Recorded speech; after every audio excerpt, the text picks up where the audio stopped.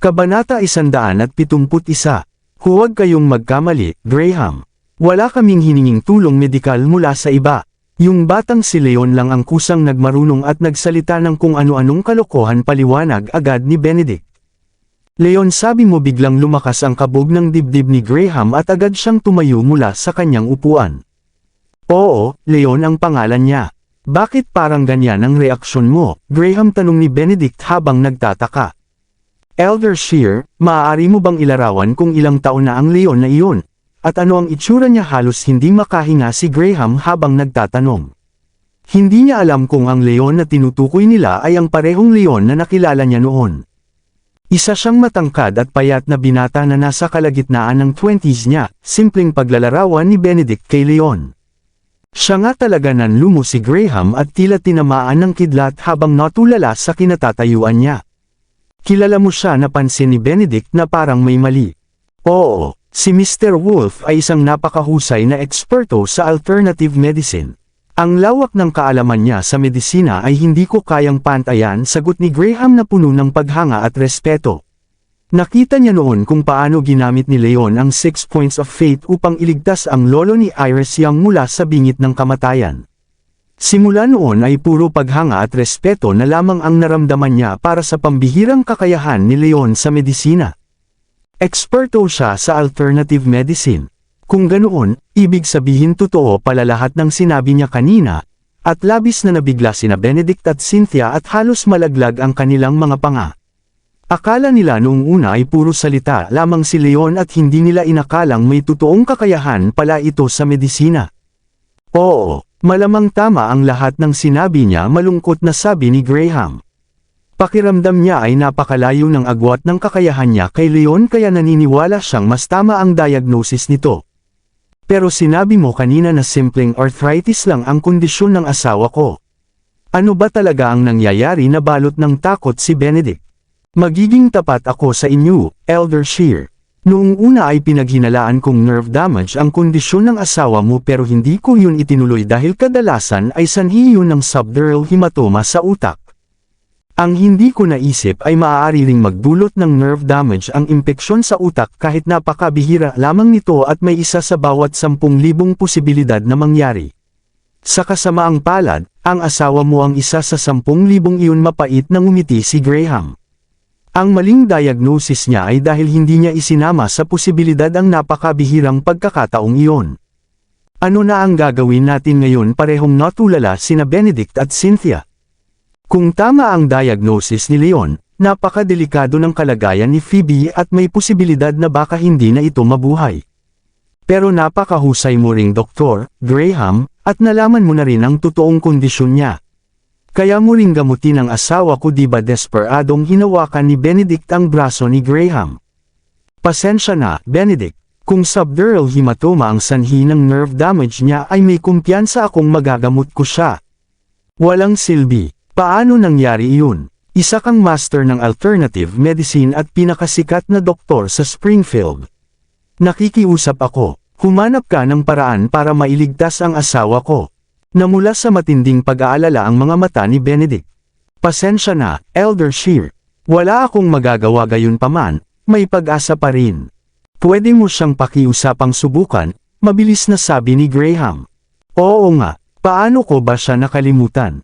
Sinabi niya kanina na mga 60 hanggang 70% ang kumpiyansa niyang magagamot iyon. Ibig sabihin may paraan talaga siya para mapagaling niya, natuwang sabi ni Benedict at agad inilabas ang kanyang cellphone upang tawagan si Leon.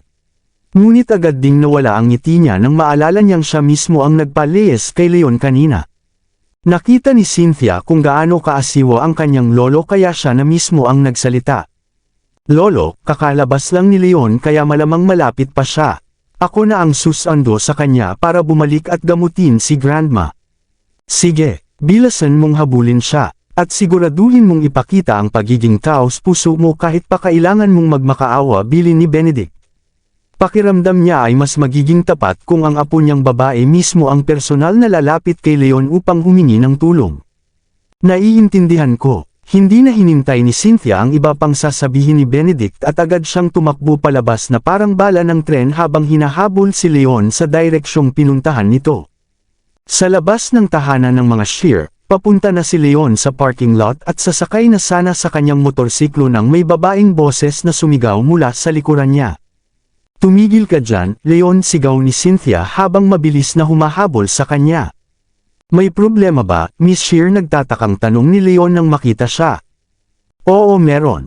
Inutusan ako ni Lolo na habulin ka dahil gusto niyang bumalik ka at gamutin si Lola," malamig na sabi ni Cynthia. Magalang ang tono niya sa ilang bahagi ngunit halatang malamig at mayabang pa rin ang kanyang pag-uugali. Tutal, siya ang pinakamamahal na young miss ng pamilyang Shear at napakataas ng kanyang katayuan. Samantalang si Leon ay isa lamang ordinaryong tao na malayong mas mababa kaysa sa kanya sa halos lahat ng aspeto. Pakiramdam niya ay nakakahiya kung ibababa niya ang sarili para lamang magmakaawa kay Leon na bumalik. "Gusto niya akong pabalikan para gamutin ang asawa niya. Akala ko ba wala kayong tiwala sa kakayahan ko sa medisina?" nagulat si Leon at napaisip kung tama ba ang narinig niya. "Naniniwala na kami ngayon. Ang mahalaga ay bilasan mo at sumama ka na sa akin," sabi ni Cynthia nang naiinip. Wala siyang ganang magpaliwanag ng detalyado kaya agad niyang inabot at hinawakan ang braso ni Leon. Nagulat si Leon at mahigpit din ang pagkakahawak ni Cynthia sa kanyang braso. "Pasensya na, Miss Shear. Hindi ako gaanong kumpiyansa na mapapagaling ko ang kondisyon ng lola mo. Mas mabuting humanap kayo ng totoong doktor," magalang na sabi ni Leon habang marahang inaalis ang pagkakahawak ni Cynthia. Nang mag-alok siyang tulungan si Phoebe kanina, dala lamang iyon ng bugzo ng damdamin. Ngunit nang kumalma siya ay sa kanya napagtanto ang problema. Tutal, halos walang tiwala si Benedict sa kakayahan niya sa medisina at tila napaka-mapilit din ni Cynthia sa paghingi ng tulong para kay Phoebe. Sa impluwensya at kapangyarihan ng pamilyang Shear, magiging maayos lamang ang lahat kung magtatagumpay siya sa pagpapagamot. Ngunit kapag pamalya siya, baka barilin pa siya ng mga Shear at ilibing kasama ni Phoebe. Para sa sarili niyang kaligtasan, mas mabuting huwag na lamang siyang makisawsaw sa ganoong magulong sitwasyon. "Ano ang ibig mong sabihin, Wolf?" Biglang nagbago ang magandang mukha ni Cynthia. Pakiramdam niya ay niloloko lamang siya nito. "Wala naman akong ibang ibig sabihin. Pakiramdam ko lang ay hindi sapat ang kakayahan ko sa medisina at hindi ako nangangahas na gamutin ang ganoong kalubang kondisyon." Seryosong sabi ni Leon. Nasaksihan niya noon ang kakayahan ni Graham sa tahanan ng mga young at nakita niya kung gaano ito kahusay sa parehong alternative medicine at conventional medicine. Maaaring mas magaling ang pressure point treatment ni Leon kaysa kay Graham, ngunit isa lamang siyang baguhan pagdating sa karanasan at malalim na kaalaman sa medisina. Kaya mas mabuti pang si Graham na lamang ang gumamot sa matandang babae kaysa isang kalahating doktor na tulad niya. "Ikaw," malapit nang sumabog sa galit si Cynthia. Hindi naman sana siya hahabol kay Leon at magmamakaawang humingi ng tulong kung kayang gamutin ni Graham ang kanyang lola. Sa dami ng maaaring sabihin ni Leon, si Graham pa talaga ang ginamit nitong dahilan para umiwas. Para kay Cynthia, malinaw na iniinsulto lamang siya nito. At bilang isang mapagmataas na babae, hinding-hindi niya matatanggap ang ganoong asal mula sa ibang tao. "Huwag kang maging walang utang na loob. Dapat mong malaman na isang karangalan para sa iyo na gamutin ang lola ko. Kami pang mga Shear ang titindala sa iyo. Hindi mo ba nakikitang napakalaking pabor niyan para sa iyo?" Galit na sermon ni Cynthia. "Wow! Maraming salamat talaga sa pagtitingala sa akin. Napakalaking karangalan nga talaga," sarkastikong sabi ni Leon. Matagal na niyang pinagtitiisan ang masamang ugali ni Cynthia ngunit lalo lamang itong naging masungit kahit pinapakisamahan na niya ng maayos. Mahaba man ang pasensya ni Leon ay hindi niya pa rin napigil ang mainis ng sobra sa ugali nito. "Tama na ang kalokohan mo. Tatanungin kita sa huling pagkakataon.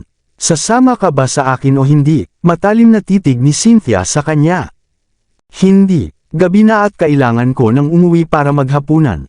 Paalam malamig na singhal ni Leon habang sumasakay sa kanyang motorsiklo upang umalis. "Mukhang mapipilitan akong gumamit ng dahas. Ikaw ang may gusto niyan." Sa tindi ng galit ni Cynthia ay mabilis siyang sumugod at sinubukang hawakan ang balikat ni Leon. Nagulat si Leon at mabilis na tumalon palayo mula sa motorsiklo upang makaiwas sa paghawak ni Cynthia. "Ikaw, isa kang martial artist?" gulat na tanong ni Leon habang nakatingin kay Cynthia. Bagamat spiritual energy at hindi true energy ang ginagamit ni Leon, nagkaroon siya ng kaunting kaalaman tungkol sa katangian ng true energy matapos ang laban nila ni Leopard noon. Kaya agad niyang nakilala ang isang martial artist. Nang subukan siyang hawakan ni Cynthia kanina ay bahagyang nakawala ang true energy mula sa pag-atake nito kaya agad niyang nalaman ang tunay na kakayahan nito. Isa ka rin palang combat trainer.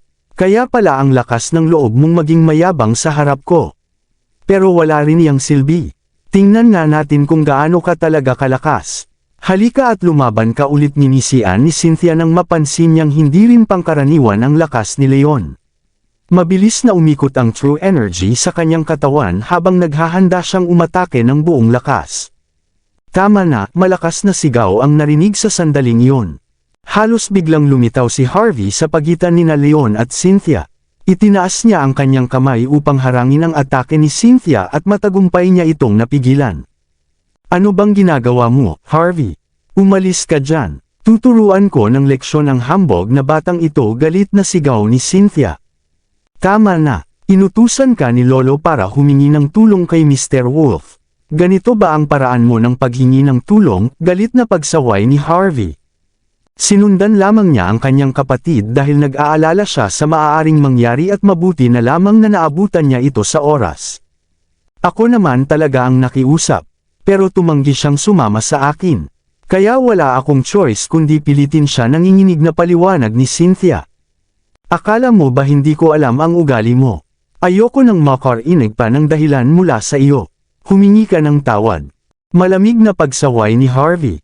Humingi ng tawad. Sino ba siya para makatanggap ng paghingi ng tawad mula sa tulad ko?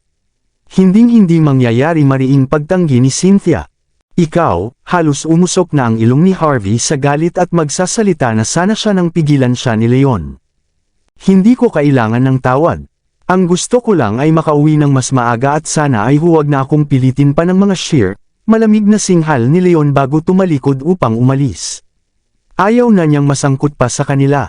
Huwag kang umalis, Mr. Wolf, nagulat si Harvey at agad siyang lumapit upang pigilan si Leon. Ano pa ba yun, Mr. Shear? Kalmadong tanong ni Leon. Mr. Wolf, humihingi kami ng paumanhin sa nangyaring hindi pagkakaunawaan kanina. Hindi namin dapat pinagdudahan ang kakayahan mo sa medisina, at higit sa lahat ay hindi ka namin dapat pinalayas. Kami ang may mali at nais kong humingi ng tawad sa ngalan ng aking lolo. Sana ay mapatawad mo kami sa pagkakataong ito at sumama ka pabalik upang gamutin ang lola ko. Yumuko si Harvey kay Leon at kitang-kita na mas taos puso ang kanyang pag-uugali kumpara kay Cynthia. Pasensya na, Mr. Shear. Hindi ako gaanong kumpiyansa sa paggamot sa kondisyon ni Madam Shear. Humihingi ako ng paumanhin dahil hindi ako gaanong makakatulong. Bukod pa roon, sinabi ko na kay Miss Shear na mas mabuting si Graham na lamang ang subukang gumamot sa lola mo. Siya ang banal na doktor kaya mas mahusay ang kakayahan niya sa medisina kaysa sa akin. Sigurado akong may paraan siya upang gamutin ang sakit ni Madam Shear. Inulit muli ni Leon ang sinabi niya kanina kay Cynthia. Mukhang hindi mo alam na nasa bahay namin ngayon si Graham. Sinabi niya sa amin na wala siyang magagawa sa kondisyon ng lola ko. Labis na napahiya si Harvey habang maikling ipinaliwanag ang sitwasyon. Ganun ba? Natigilan sandali si Leon. Alam niyang napakahusay ni Graham bilang holy doctor, ngunit hindi niya inaasahang magiging ganoon kahirap ang kondisyon ni Phoebe na kahit si Graham ay walang magawa. Mr. Wolf, kami ang may kasalanan sa lahat ng nangyari. Ituring mo na lamang itong pagmamakaawa ko, at sumama ka sa amin at gamutin ang lola ko. Taos pusong pakiusap ni Harvey. Pasensya na, wala talaga akong magagawa. Marami namang magagaling na doktor dito sa Springfield City kaya mas mabuti pang kumuha na lamang kayo ng isa sa kanila. Nagdalawang isip sandali si Leon at naisip ang malawak na impluensya ng pamilyang Shear bago tuluyang umiling upang tanggihan si Harvey. Natatakot pa rin siya para sa sariling buhay sakaling may mangyaring mali. Pero desperado na si Harvey. Kahit maraming sikat na doktor sa Springfield City, paano pa nila maaasahang mapapagaling ang kanyang lola kung kahit ang pinakadakilang holy doctor na si Graham Elliott ay walang nagawa? Hindi susuko si Harvey ng ganoon kadali, lalo na at si Leon na lamang ang natitirang taong maaaring makapagligtas kay Phoebe. Mr. Wolf, ang pagliligtas ng buhay ang pinakamataas na kabutihang maaaring magawa ng isang tao. Nakikiusap ako, maawa ka at iligtas mo ang lola ko. Kumagad si Harvey sa labi at lumuhad sa harap ni Leon ng malakas. Mr. Shear, ano bang ginagawa mo? Bumangon ka, nagulat si Leon at agad sinubukang itayo si Harvey, ngunit mukhang mas malakas na martial artist ito kaysa kay Cynthia at mas malakas din ang refinement nito kaysa kay Leon. Kahit anong pilit niya ay hindi niya ito matinag. Hindi ako tatayo hanggat hindi ka pumapayag, tumulong matatag na sabi ni Harvey. Nang makita ni Cynthia ang eksenang iyon ay labis siyang nabigla at tila nawalan ng laman ang kanyang isip. Nababaliw ka na ba, Harvey? Ikaw ang magiging tagapagmana ng mga Shear. Tapos luluhod ka para sa lalaking ito. Magkaroon ka naman ng dignidad, hindi makapaniwalang sabi ni Cynthia. Talagang ikaw pa ang nagsabi niyan. Kung hindi mo pa alam, kasalanan mo ang lahat ng ito. Ngayon lumuhad ka at humingi ka ng tawad kay Mr. Wolf at hilingin mo ang kapatawaran niya, galit na sigaw ni Harvey. Kabanata 175. Alam na alam ni Harvey sa kanyang puso na hindi sana ganoon katigas ang pagtanggi ni Leon kung hindi nakipag-away si Cynthia rito kanina. Gusto man nila o hindi, ang taong nagkamali ang kailangang humingi ng tawad kay Leon at tanging kapag humingi ng tawad si Cynthia magkakaroon sila ng pagkakataong maayos ang lahat. Paluluhurin mo ako sa kanya. Kahit kailan hindi mangyayari iyon. Kung gusto mong gumawa ng kabaliwan, bahala ka, pero huwag mo akong idamay, mariing sabi ni Cynthia habang kinikiskas ang kanyang mapuputing ngipin. Cynthia, alam mo ba kung gaano kaseryoso ang kalagayan ni Lola ngayon? Nasa bingit na ng kamatayan ng buhay niya at ayokong isipin kung ano ang mangyayari kapag hindi tumulong si Mr. Wolf. Gusto mo bang mamatay si Lola? Galit na tinitigan ni Harvey si Cynthia habang halos mawalan na ng pasensya sa katigasan ng ulo nito. Ako, tila tinamaan ng kidlat si Cynthia. Lumaki siyang marangya at palaging sinusunod ng lahat kaya hindi maiiwasang maging matigas ang ulo niya minsan. Ngunit dahil sa matinding pagsaway ng kanyang kuya ay saka lamang siya natauhan at napagtantong nasa mga kamay ni Leon ang buhay ng kanyang lola. Kapag nawala ang tanging pagkakataon ng kanyang lola na magamot dahil sa pagiging mapagmataas niya, hindi niya kakayaning humarap sa kanyang pamilya sa hinaharap. Hindi ninyo kailangang humingi ng tawad. Maliit na hindi pagkakaintindihan lang ito.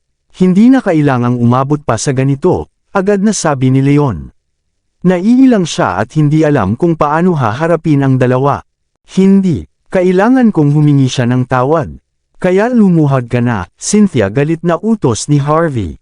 Si Cynthia lamang ang nag-iisang babae sa ikatlong henerasyon ng direktang angkan ng mga Shear at siya rin ang nag-iisa niyang kapatid. Lagi niya itong pinapaboran at madalas na hinahayaan ang pagiging suwail at mapagmataas nito. Ngunit ang usapin ngayon ay tungkol sa buhay ng kanilang lola, kaya kailangan niyang maging matigas laban sa kahangalan ng kanyang kapatid.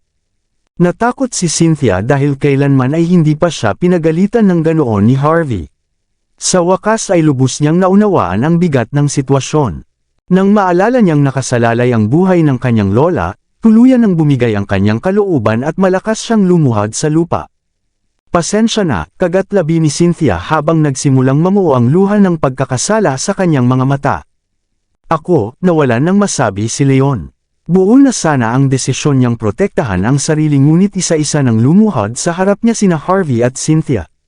Kahit gaano pa katatag ang kanyang isip ay hindi niya maiwasang maawa sa kanilang dalawa.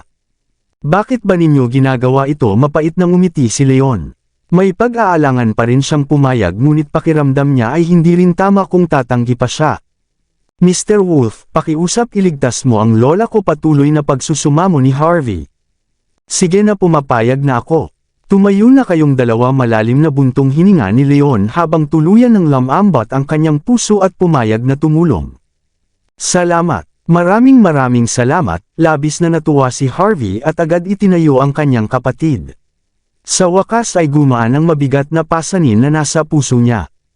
Namula ang mga mata ni Cynthia at may kaunting sama pa rin siya ng loob kay Leon.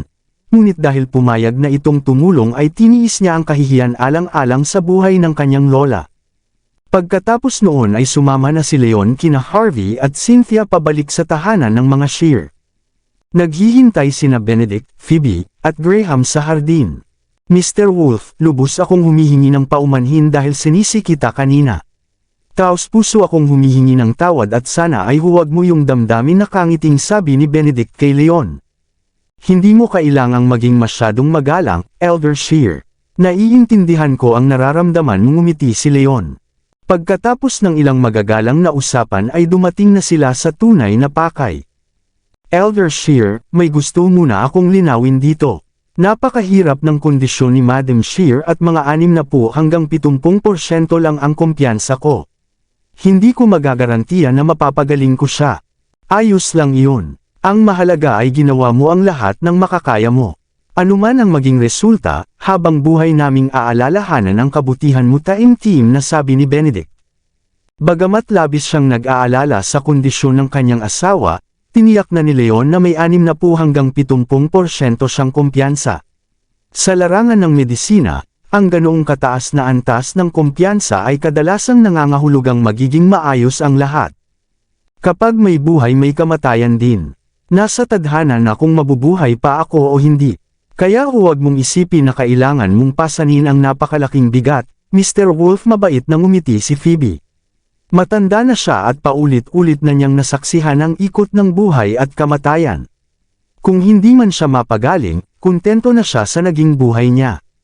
Sige po, huwag kayong mag-alala. Gagawin ko ang lahat ng makakaya ko, ngumiti si Leon bago sinenyasan si Phoebe na iunat ang kanyang pulsuhan upang kunin niya ang pulso nito. Ang pundasyon ng alternative medicine ay ang pagmamasid, pang-amoy, pakikinig, at pagsusuri. Nasuri na niya ng bahagya ang kondisyon ni Phoebe gamit ang internal energy nito, ngunit mas makabubuting suriin pa rin ang pulso dahil bihira at napakahirap ng kaso nito. Matapos kunin ang pulso ni Phoebe ay nakuha na ni Leon ang impormasyong kailangan niya at agad niyang kinuskos ang kanyang mga kamay bago simulan ang pressure point treatment kay Phoebe. Pinadaloy ni Leon ang kanyang spiritual energy sa kanyang mga daliri at ginamit ang 6 points of faith upang ipadama ang pressure sa bawat mahalagang punto sa ulo ni Phoebe. Isang teknik iyon na manipis lamang ang pagitan ng pagliligtas ng buhay at pagkitol nito. Kasabay ng kanyang galaw ay pumasok ang hindi nakikitang spiritual energy sa ulo ni Phoebe sa pamamagitan ng kanyang mga daliri. Unti-unting lumabas mula sa band ng buhok ni Phoebe ang makapal na puting usok na nakikita ng mata. Ilang sandali lang ay labis nang napagod si Leon at bumuhos ang malamig na pawis sa kanyang katawan. Malaki rin ang nabawas sa spiritual energy niya. Samantala, tila hindi naman gumaganda ang kalagayan ni Phoebe. Ang dati nitong mamula-mulang mukha ay naging mapotla at nagsimulang magsalubong ang mga kilay nito na tila ba nasasaktan. Lolo, mukhang hindi nakakayanin ni Leon at hindi rin maganda ang reaksyon ni Lola. Magiging ayos lang kaya ito? Nag-aalalang tanong ni Cynthia. Noong una ay hindi talaga nagtitiwala si Cynthia sa kakayahan ni Leon at marami pa rin siyang pagdududa tungkol sa husay nito sa medisina. Nang makita niyang tila lumalala pa ang kondisyon ng kanyang lola ay lalo siyang kinabahan. Sinabi ni Graham na mas mahusay ang kakayahan ni Leon kaysa sa kanya, kaya naniniwala akong magiging maayos ang lahat. Mahigpit na nakakuyom ang kamao ni Benedict habang pinagpapawisan sa kaba ang kanyang mga palad. Dahil sa paghanga ni Graham sa kakayahan ni Leon sa medisina ay nagkaroon ng kaunting tiwala si Benedict rito, ngunit tila lumalala ang sitwasyon kaya lalo siyang hindi mapalagay sa nangyayari. Sa sandaling iyon ay gusto sanang tanungin ni Benedict si Leon kung ano na ang kalagayan, ngunit pinigilan niya ang sarili dahil nag-aalala siyang baka maistorbo ang paggamot nito. Pagkatapos ay ibinuhos ni Leon ang lahat ng kanyang lakas at pinadaloy ang spiritual energy mula sa kanyang mga palad papunta sa ulo ni Phoebe. Agad na naglaho ang maitim na aura sa pagitan ng mga kilay ni Phoebe kasabay ng pagkawala ng puting usok mula sa band ng buhok nito. Si Leon na ubos ang lakas ay bumagsak sa lupa habang hingal na hingal. May problema ba, Mr. Wolf? Gulat na tanong ni Benedict. Si Harvey ang pinakamabilis na kumilos at agad lumapit upang alalayan si Leon. Ako, ibinuka ni Leon ang kanyang bibig upang magsalita ngunit mahina na ang kanyang boses dahil sa matinding pagod. May nangyaring mali ba sa paggamot, Mr. Wolf? Hindi mo ba napagaling ang sakit ng asawa ko? Nanlamig ang puso ni Benedict. Parang kinumpirma ng sumunod na pangyayari ang kanyang hinala nang biglang manginig ng ilang beses ang katawan ni Phoebe bago ito nanghina at bumagsak sa upuan. Maputlang, mapotla ang mukha nito, mahigpit na nakapikit ang mga mata, at hindi man lang gumagalaw. Lola, ayos ka lang ba? Gumising ka, Lola, namutla sa takot si Cynthia at agad na tumakbo papunta kay Phoebe. Papaano, paurong na napaatras si Benedict na tila tinamaan ng kidlat at parang lumubog sa nagyayelong dagat ang kanyang puso. Hayop ka, pekeng doktor ka, pinatay mo ang lola ko. Papatayin kita, biglang nabaliw sa galit si Cynthia at agad sinugod si Leon. Cynthia, tumigil ka. Huwag kang padalos-dalos, malakas na sigaw ni Benedict upang pigilan si Cynthia. Pero, Lolo, pinatay niya si Lola. Hindi ko siya mapapatawad sa ginawa niya, umiiyak na sigaw ni Cynthia habang bumubuhos ang kanyang luha. Hindi niya kasalanan. Inasana ng lola mo ang buhay at kamatayan niya sa tadhana, humagulgol si Benedict. Punong-puno ng lungkot ang kanyang mga mata at nahahawa ang lahat sa kanyang matinding dalamhati. Kita ng lahat na mas labis ang sakit na nararamdaman niya kaysa kay Cynthia. Ano bang ginagawa ninyo? Ayos lang si Madam Shear. Halos ganap na siyang gumaling, hindi malaman ni Leon kung matatawa ba siya o maiyak. Mahina ang kanyang boses at halos pilit lamang niyang nailabas ang ilang salita mula sa kanyang mga ngipin. Hindi man malakas ang kanyang tinig ay parang bomba pa rin itong sumabog sa isip ni na Benedict at ng iba pa. Ano? Ang sabi mo ayos lang si Lola. Paano mangyayari iyon? Hindi nga siya sumasagot sa atin ngayon. Paano mo nasabing ayos lang siya? Biglang natigil ang luha sa magandang mukha ni Cynthia at hindi siya makapaniwala sa kanyang narinig. Nagkatinginan sina Benedict at ang iba pa nang may pagdududa at hindi malaman kung nagsasabi ba ng totoo si Leon. Sandali lang sa tulong ni Harvey ay hirap na tumayo si Leon at pinadaloy ang natitira niyang spiritual energy bago muling magsagawa ng pressure point treatment sa matandang babae. Nang iangat ni Leon ang kanyang daliri matapos ang huling galaw ay nakahinga ng maluwag si Phoebe at dahan-daang iminulat ang kanyang mga mata. Unti-unting bumalik ang dati nitong mamula-mulang kutis. Gumising siya. Nagkamalay talaga siya, labis na natuwa sina Benedict at ang iba pa at halos mapatalon sa sobrang saya. Lalo na si Cynthia na agad tumakbo palapit kay Phoebe at nag-alalang nagtanong. Ayos ka lang ba, Lola? Natakot kami kanina. Kumusta na ang pakiramdam mo ngayon? Mas mabuti na ba ang pakiramdam mo? Oo, ayos lang ako. Mas magaan na ang pakiramdam ko. Palagi akong nahihilo noon pero ngayon ay napakasarap sa pakiramdam at parang gamaan ang buong katawan ko, nakangiting sabi ni Phoebe habang marahang hinihimas ang ulo ng kanyang apo. Bukod sa bahagyang panghihina ng katawan ay tila mas mabuti na ang kanyang kalagayan kaysa dati at ang sigla niya ay maihahambing na sa ordinaryong tao. Mabuti naman. Si Mr. Wolf ay tunay ngang isang henyo, masayang tawa ni Benedict habang sa wakas ay lubos na niyang naunawaan ang husay ni Leon. Mukhang sobrang pagod na ni Mr. Wolf. Harvey, maaari mo ba siyang kuhaan ng tubig, pakiusap ni Benedict. Tumango si Harvey at mabilis na kumuha ng ilang bote ng mineral water bago ibinigay kay Leon. Agad namang ininom ni Leon ang mga iyon ng sunod-sunod bago umupo sa lupa ng naka-cross legs at tahimik na inayos ang kanyang energy. Pagkaraan ng ilang sandali ay mabilis na nabawi ni Leon ang kanyang lakas at tumayo muli. Maraming salamat sa kabutihan mo, Mr. Wolf.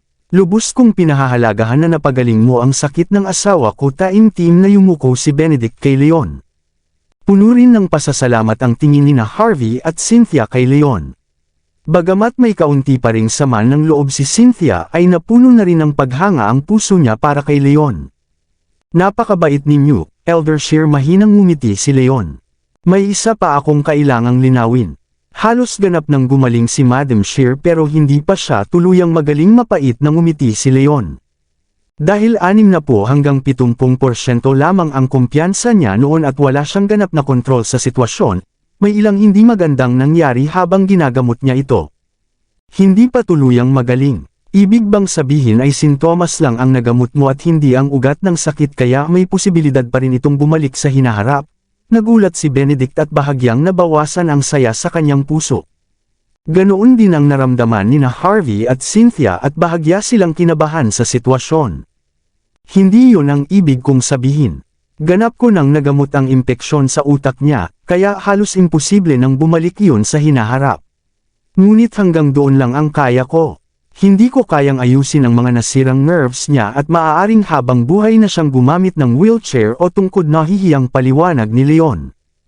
Ayon sa mga medical records na nasa kanyang isipan, maaari sana niyang gamitin ang spiritual energy upang ayusin ang nasirang nerves ni Phoebe kung sapat lamang ang taas ng refinement niya. Ngunit napakababa pa ng kasalukuyan niyang refinement state at malayo pa siya sa antas na iyon. Gayunpaman, posible pa rin niyang mapagaling si Phoebe kapag tumaas ang refinement niya pagkalipas ng 2 taon. Ganun pala, lihim na nakahinga ng maluwag sina Benedict at ang iba pa. Hanggat ganap ng magaling si Phoebe at wala ng panganib sa kanyang buhay, wala ng ibang mahalaga. Ayos lang iyon. Matanda na rin naman ako kaya wala akong problema kahit naka-wheelchair na lamang ako, nakangiting sabi ni Phoebe habang bukas na tinanggap ang kanyang kapalaran. Ngunit hindi pa rin matanggap iyon ni Benedict kaya hindi niya napigil ang magtanong. Mr. Wolf, sigurado ka bang wala ng ibang paraan gamit ang kahanga-hanga mong kakayahan sa medisina upang mapagaling siya? May paraan naman pero medyo mahirap, sagot ni Leon matapos mag-isip sandali. Anong paraan iyon? Agad na lumiwanag ang mga mata ni Benedict at muling nabuhay ang pag-asa sa kanyang puso. May ilang napakahalagang herbs na napakabisa para sa paggaling ng nerve issues. Isa rito ang namamagang ugat ng isang uri ng halaman na tinatawag na Panax, partikular na ang Panax ginseng. Ngunit hindi pwede ang ordinaryong wild Panax o American Panax quinquefolius. Kailangan ay tunay na wild collected Panax ginseng na tumubo ng walang pakikialam ng tao sa mga bangin ng bundok at malalalim na primary forest. Dapat din ay hindi bababa sa 2 o 300 taon ang tanda nito dahil mas lumalakas ang epekto habang tumatanda, paliwanag ni Leon. Dagdag pa ni Leon, kakailanganin din natin ng iba pang napakabihirang medicinal herbs na gagamitin kasabay ng Panax ginseng. Kapag nakuha ninyo ang mga materyales na ito, mapapagaling ko ang nasirang nerves ni Madam Shear at masisiguro kung hindi na siya muling mahihirapan dahil dito. Ang tunay na ginseng na kilala sa scientific name na Panax ginseng ay tinatawag na hari ng mga halamang gamot at napakataas ng halaga nito. Bagamat karaniwan lamang sa merkado ang wild collected Panax species at American Panax quinquefolius, nananatiling napakabihira ng tunay na wild collected Panax ginseng. Ang tunay na wild collected Panax ginseng na lampas 2 o 300 taon ay maaaring umabot sa halagang ilang milyon. Bagamat alam ni Leon na isa ang mga Shear sa 4 na pangunahing pamilya sa Springfield City at napakayaman nila, hindi pa rin magiging madali para sa kanila ang makalakam ng ganoon karaming pambihirang materyales. Haha, nang marinig iyon ay nagkatinginan sina Benedict at ang kanyang pamilya bago hindi napigil ang matawa ng malakas. Anong nakakatawa, naguluhan si Leon nang makita silang bigla na lamang tumawa. Hindi rin napigilan ni Graham ang bahagyang pagtawa bago niya pinaalalahanan si Leon. Mukhang hindi mo alam na ang mga Shear ang pinakamalaking medicinal mat.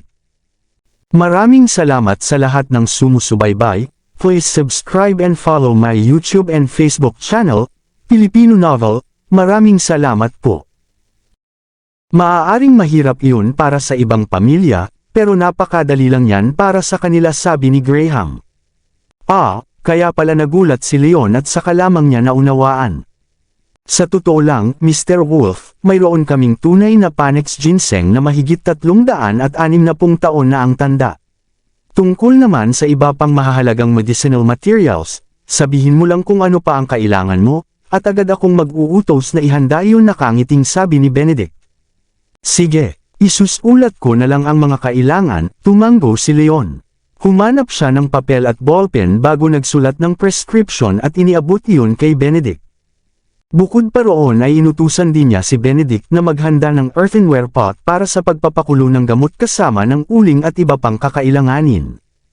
Hindi nagtagal ay dumating sina Harvey at ilang gwardya, dala ang lahat ng kagamitan at medicinal ingredients na kailangan ni Leon. Kasama na rito ang wild Panax ginseng na mahigit 300 taon na ang tanda. Bago pakuluan ang herbal concoction para kay Phoebe, inilagay muna ni Leon ang earthenware pot sa ibabaw ng uling at sinenyasan si Harvey na sindihan ng apoy. Pagkatapos ay isa-isang inilagay ni Leon ang mga medicinal herbs sa earthenware pot ayon sa tamang pagkakasunod-sunod na nasa inherited memories niya tungkol sa alternative medicine. Pagkatapos noon ay pinadaloy niya ang spiritual energy sa kanyang katawan at itinuro iyon pa pasok sa earthenware pot gamit ang kanyang mga daliri upang kontrolin ang pagsasanib ng iba-ibang medicinal properties. Noong una ay inakala lamang nina Benedict, Graham, at ng iba pa na simpleng pagpapakulo lang ng herbal concoction ang ginagawa ni Leon. Karaniwang bagay lamang iyon kaya walang gaanong interesado rito. Ngunit habang tumatagal ay biglang kumulo ng malakas ang earthenware pot makalipas ang kalahating oras at nagsimulang manginig ang takip nito habang may bahagyang mabangong amoy ng gamot na lumalabas. Ilang segundo lang ang lumipas ay biglang sumabog ang buong earthenware pot sa harap ng lahat bago pa sila makapag-react. Ito, natulala ang lahat. Walang sino man ang nag-isip na ang isang henyong manggagamot tulad ni Leon ay kayang magpakulo ng earthenware pot hanggang sa sumabog ito. Tapos na, wala na ang lahat, namutla si Benedict. Lahat ng mamahaling herbs ay inilagay nila kanina sa earthenware pot at ngayong sumabog na ito, siguradong nasayang na rin ang lahat ng laman nito. Bagamat mayaman ang mga shear at hindi malaking problema sa kanila ang pagkawala ng ganoong halaga, ang pangunahing ingredient doon ay ang wild panax ginseng na halos 400 taon na ang tanda. Napakabihira na ng ganoong herb sa makabagong panahon at napakahirap ng makahanap muli ng katulad nito. Ngunit bago pa tuluyang lamunin ng panghihinayang ang lahat ay isang mahiwagang eksena ang nangyari sa sumunod na sandali.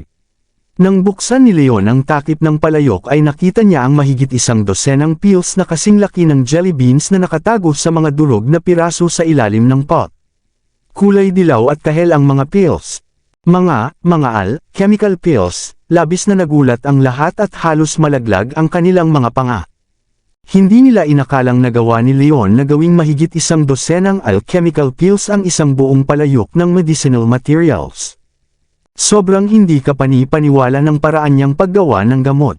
Mr. Wolf, hindi ko inakalang sa murang edad mo ay hindi lamang pambihira ang iyong kakayahan sa medisina kundi bihasa ka rin pala sa alchemy. Wala akong ibang nararamdaman kundi matinding paghanga sa iyong husay sa medisina. Namumulang emosyon ang mukha ni Graham habang magalang niyang pinagdikit ang kanyang mga kamay at malalim na yumuko kay Leon na parang estudyanteng nagbibigay galang sa kanyang guro.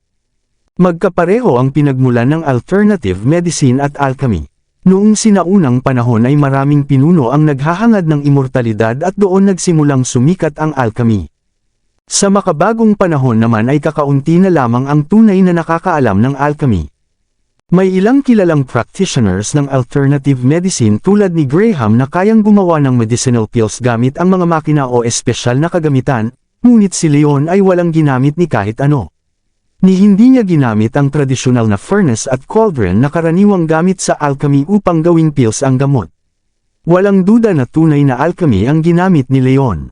Kabanata 180. Ito ba ang tinatawag na alchemy na umiiral noong sinaunang panahon? Talagang namulat ang mga mata ko ngayon na tatawang sabi ni Benedict habang puno ng paghanga ang tingin niya kay Leon. Ganoon din ang naging reaksyon ni na Harvey at Cynthia. Ngayon lang nila unang beses na saksihan ang misteryosong teknik ng alchemy kaya madaling isipin kung gaano kalaki ang pagkabiglan nila. Masyado ninyo akong pinupuri, hindi naman ganoon kalaking bagay ito para hangaan ng sobra, namula ang mukha ni Leon at bahagya siyang nahiya sa mga papuri. Tama ang hinala ng lahat. Ang ginawa niya kanina ay hindi simpleng pagpapakulo lamang ng gamot kundi totoong alchemy. Kumpara sa ordinaryong pagpapakulo ng medisina, mas maraming beses na mas mahusay ang alchemy dahil mas nailalabas nito ang medicinal properties ng mga herbs. Gayunpaman, unang beses pa lamang ni Leon na gumawa ng alchemy. Dahil sa kakulangan niya sa karanasan at hindi matatag na pagkontrol sa init, nauwi yun sa aksidenteng pagsabog ng palayok. Sa kabutihang palad ay naging alchemical pills na ang mga herbs kaya hindi nasayang ang mahahalagang materyales. Kung hindi nangyari iyon ay talagang mapapahiya siya ng husto. Madam Shear, pakitago ng mabuti ang mga pills na ito at uminom ng isa araw-araw mula ngayon. Mabilis na gagaling ang mga nasirang nerves ninyo at kumpiyansa akong wala nang magiging problema pagkatapos nito. Kinuha ni Leon ang isang puting jade porcelain bottle mula kay Harvey, inilagay roon ang lahat ng medicinal pills, at iniabot iyon kay Phoebe. Maraming salamat na kangiting pasasalamat ni Phoebe habang paulit-ulit na pinasasalamatan si Leon. Lubos kaming nagpapasalamat sa tulong mo, Mr. Wolf. Hindi ko alam kung paano pa mababayaran ang kabutihang ipinakita mo. Sandaling nag-isip si Benedict bago kumuha ng tseke at nagsulat ng halaga rito. Pagkatapos ay iniabot niya iyon kay Leon. Ito ay tseke na nagkakahalaga ng 15 milyon. Maliit na bagay lamang ito kaya sana ay tanggapin mo. Hindi ninyo kailangang maging ganoon kapormal, Elder Shear. Pinahahalagahan ko ang kabutihan ninyo, pero hindi ko matatanggap ang perang ito. Mas mabuti pang kunin ninyo ulit, umiling si Leon habang ibinabalik ang tseke. Napakalaking halaga ng 15 milyon kaya nagulat sina Benedict at Harvey nang tanggihan iyon ni Leon. Hindi pwede iyon. Napakalaki ng utang na loob namin sa iyo at ang perang ito ay dapat lamang ibigay bilang consultation fee mo. Kaya kailangan mong tanggapin ito, mariing sabi ni Benedict. Pakinggan ninyo ako, Elder Shear. Hindi ko talaga matatanggap ang perang ito. Hindi ako profesional na doktor at kailanman ay hindi ako tumanggap ng bayad sa paggagamot sa mga tao. Ito ang prinsipyo ko mula pa noong una at ayokong magbago iyon, nanatiling matatag si Leon at hindi siya natitinag. Pero kami, wala nang pero, Elder Shear. Hindi pa sana susuko si Benedict at magsasalita pa sana siya ngunit agad siyang pinigilan ni Leon. May ilang tao na rin akong nagamot noon pero hindi ako kailanman naningil ng consultation fee. Kung gusto ninyo talaga akong pasalamatan, maaari ninyo akong ilibre ng pagkain o tulungan kung sakaling magkaroon ako ng problema sa hinaharap. Sapat na iyon para sa akin, nakangiting sabi ni Leon. Ganun pala. Sige, kung ganoon walang magawa kundi mapabuntong hininga si Benedict habang ibinabalik ang tseke dahil nakita niyang determinado talaga si Leon na tumanggi. Ngunit sa puso niya ay lalo niyang hinangaan ang integridad at matibay na prinsipyo ni Leon at mas lalo pa niyang pinahalagahan ang ugali nito. Hindi lamang siya ang tumingin kay Leon nang may paghanga, maging sina Harvey at Cynthia ay napatingin din dito na tila hindi makapaniwala. Lalo na si Cynthia na noon ay iniisip palagi na sinusubukan lamang ni Leon na makuha ang pabor ng mga Shear. Ngunit hindi niya inaasahang tatanggihan nito ang napakalaking halaga at hihingi lamang ng simpleng koneksyon sa pamilya nilang Shear. Isa nga talaga siyang marangal na lalaki. Kailanman ay hindi pa nakakatagpo si Cynthia ng lalaking may ganoong katibay na prinsipyo at sa sandaling iyon ay tuluyan nang nagbago ang tingin niya kay Leon.